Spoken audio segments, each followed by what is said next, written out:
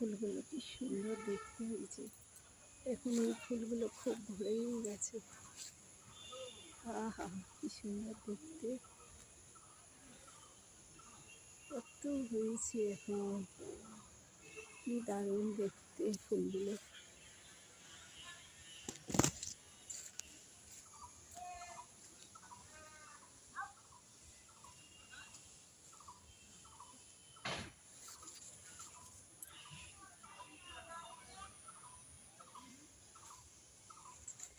এগুলো সিঙ্গাপুরি কলা গাছ। এই যে সিঙ্গাপুরি কলা গাছ।